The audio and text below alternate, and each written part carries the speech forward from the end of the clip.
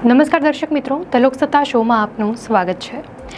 Iran, Iraq અને અફઘાનિસ્તાન જેવા દેશોમાં અમેરિકાની દખલગીરીના પરિણામો ખૂબ જ જટિલ અને બહુપક્ષીય રહ્યા છે અને તેને શું મળ્યું તે એક સીધો પ્રશ્ન નથી।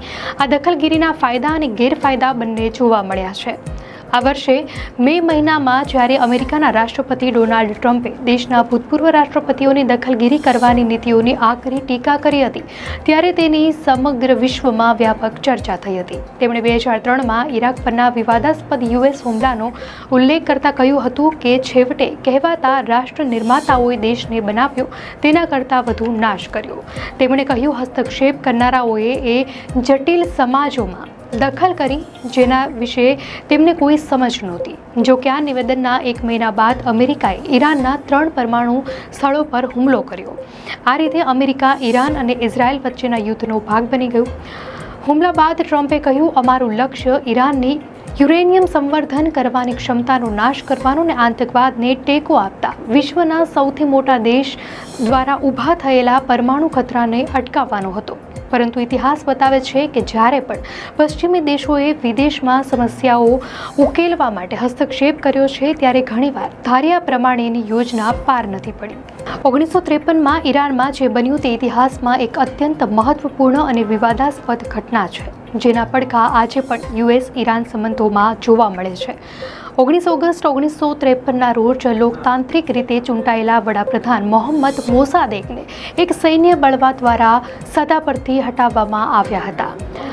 મોસાદેકે વાયદો કર્યો હતો કે તેઓ ઈરાનના વિશાળ તેલ ભંડારોનું રાષ્ટ્રીયકરણ કરશે, પણ આની પાછળ અમેરિકા અને બ્રિટનને સંભવિત કોમ્યુનિસ્ટ ખતરો જણાયો। બીજા વિશ્વયુદ્ધ બાદ અમેરિકા અને બ્રિટન બંને ઈરાનના તેલ પર પૂરી રીતે નિર્ભર હતા। પહેલા આ વિદ્રોહને શાહ મહમૂદ રઝા પહેલવીના સમર્થનમાં જનતાના વિદ્રોહના રૂપમાં જોવામાં આવી રહ્યો હતો, તો 2000માં તત્કાલીન યુએસ સેક્રેટરી ઓફ સ્ટેટ મેડેલિન આલ્બ્રાઇટે ખુલ્લેઆમ એ બળવામાં અમેરિકાની સામેલગીરી હોવાનું સ્વીકાર્યું હતું। તો 2013માં ઈરાનમાં થયેલા એ બળવાના 60 વર્ષ બાદ અમેરિકન ગુપ્તચર એજન્સી CIAએ કેટલાક દસ્તાવેજો પ્રકાશિત કર્યા, જેમાં તેણે પહેલીવાર તે બળવામાં પોતાની સામેલગીરીનો સ્વીકાર કર્યો હતો। 1979ની વાત કરીએ તો સોવિયત યુનિયને અફઘાનિસ્તાન પર આક્રમણ કર્યું, જેમાં સોવિયત યુનિયનના પતનથી લઈને આતંકવાદી સંગઠનોના ઉદય સુધીનો સમાવેશ થાય છે। પરંતુ ટૂંક સમયમાં જ મુજાહિદ્દીન તરીકે ઓળખાતી ઇસ્લામિક ચળવળનો સામનો કરવો પડ્યો। આ જૂથ સામ્યવાદી સરકારનો વિરોધ કરતા ઇસ્લામિક જેહાદી ઉગ્રવાદીઓનું બનેલું હતું। શીત યુદ્ધ દરમિયાન અમેરિકા અફઘાનિસ્તાનને સૌથી વધુ શસ્ત્રો અને નાણાં પૂરા પાડનારા દેશોમાંનો એક હતો। અમેરિકા આ બધું એટલા માટે કરતું હતું કે અફઘાનિસ્તાનમાં સોવિયત રશિયાના ઉદ્દેશોને નિષ્ફળ બનાવી શકાય। વર્ષો બાદ જાહેર કરાયેલા દસ્તાવેજો, પત્રકારોની તપાસ અને પુરાવાઓ પરથી જાણવા મળ્યું કે અમેરિકાએ સોવિયત યુનિયનને અફઘાનિસ્તાનમાં એક એવી જાળમાં ફસાવવાનો પ્રયાસ કર્યો હતો કે ઓક્ટોબર 2001માં અમેરિકાએ અફઘાનિસ્તાન પર હુમલો કર્યો અને આ ઘટના 9/11ના આતંકવાદી હુમલાઓનો સીધો પ્રતિભાવ હતી। 11 સપ્ટેમ્બર 2001ના રોજ અલ કાયદાના આતંકવાદીઓએ યુનાઇટેડ સ્ટેટ્સમાં શ્રેણીબદ્ધ હુમલા કર્યા, જેમાં વર્લ્ડ ટ્રેડ સેન્ટર, પેન્ટાગોન અને પેન્સિલ્વેનિયામાં પ્લેન ક્રેશ થયા। નાટો સૈનિકો પણ 2003થી અફઘાનિસ્તાનમાં હાજર હતા। તેઓ ત્યાંની લડાઈઓમાં ભાગ લઈ રહ્યા હતા અને અફઘાન સુરક્ષા દળોને તાલીમ પણ આપી રહ્યા હતા। તો 2009માં યુએસ પ્રમુખ તરીકે કાર્યભાર સંભાળ્યા બાદ બરાક ઓબામાએ અફઘાનિસ્તાનમાં લશ્કરી હાજરીમાં મોટો વધારો કરવાની જાહેરાત કરી।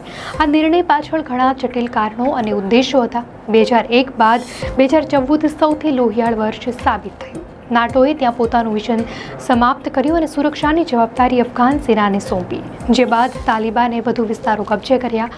આગામી વર્ષ દરમિયાન તાલિબાને પોતાની તાકાત વધારવાનું ચાલુ રાખ્યું અને અફઘાની હુમલાઓ શરૂ કર્યા। તેમણે કાબુલમાં સંસદ ભવન પર હુમલો કર્યો અને રાજધાનીના આંતરરાષ્ટ્રીય એરપોર્ટ નજીક થયેલા બીજા હુમલાની જવાબદારી પણ સ્વીકારી।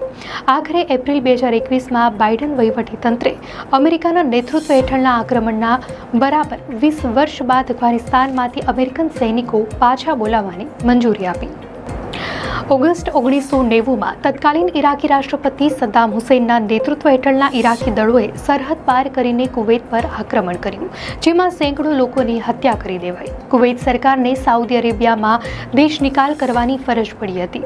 પરંતુ 2001માં ન્યૂયોર્કમાં વર્લ્ડ ટ્રેડ સેન્ટર અને પેન્ટાગોન પર થયેલા હુમલા બાદ તત્કાલીન યુએસ રાષ્ટ્રપતિ જ્યોર્જ ડબલ્યુ બુશે ઇરાક પર હુમલો કરવાની યોજના બનાવવાનું શરૂ કર્યું, પરંતુ 2004માં તેમણે પોતે સ્વીકાર્યું કે આના સમર્થનમાં તેમની પાસે જે પુરાવા હતા તે પૂરતા મજબૂત નહોતા. બ્રિટન, ઓસ્ટ્રેલિયા અને પોલેન્ડને ઇરાક પર અમેરિકાના હુમલાને ટેકો આપ્યો હતો, પરંતુ જર્મની, કેનેડા, ફ્રાન્સ અને મેક્સિકો જેવા ઘણા દેશોએ તેનો વિરોધ કર્યો હતો. બુશે ઇરાકી રાષ્ટ્રપતિ સદ્દામ હુસેન પર સામૂહિક વિનાશના શસ્ત્રોનો સંગ્રહ કરવાનો અને તેનું ઉત્પાદન ચાલુ રાખવાનો આરોપ મૂક્યો હતો.